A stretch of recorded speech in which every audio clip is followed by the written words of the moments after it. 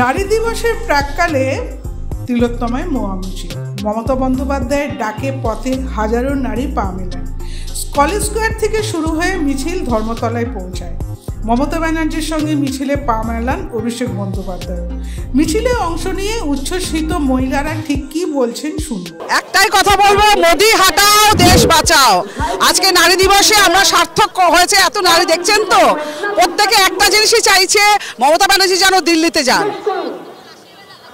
সন্দেশখালী নিয়ে অনেক কথা চলছে। আর সন্দেশখালী নিয়ে অনেক কথা চলছে, কারণ যেহেতু মিডিয়ারা ওনাদের পক্ষ হয়ে বলছে বলে, যেই সব মিডিয়ারা ওনাদের হাতের মুঠে আছে সেই সব মিডিয়ারা বলছে দিদি সময় মতো ঠিক সন্দেশখালীতে যাবে এবং সেখানে কি যথেষ্ট ভিজিট উনি করবেন।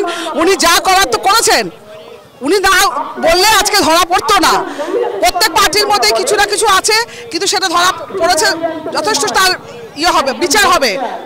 দিল্লিতে গিয়ে এবার দিদি বসে, ব্যাস, আর কোনো কথা নেই। দিল্লিতে দিদিকে দেখতে চাই, দিদি বসবে, দিদি দিল্লিকে আমরা প্রধানমন্ত্রীর উপর দেখতে চাই। বসবে, দিদি বসবে, মমতা ব্যানার্জি বসবে। দেশ বাঁচাও, চোর শুভেন্দু হাটাও, গদ্দার হাটাও, শুভেন্দু হাটাও, দেশ বাঁচাও, দল বাঁচাও।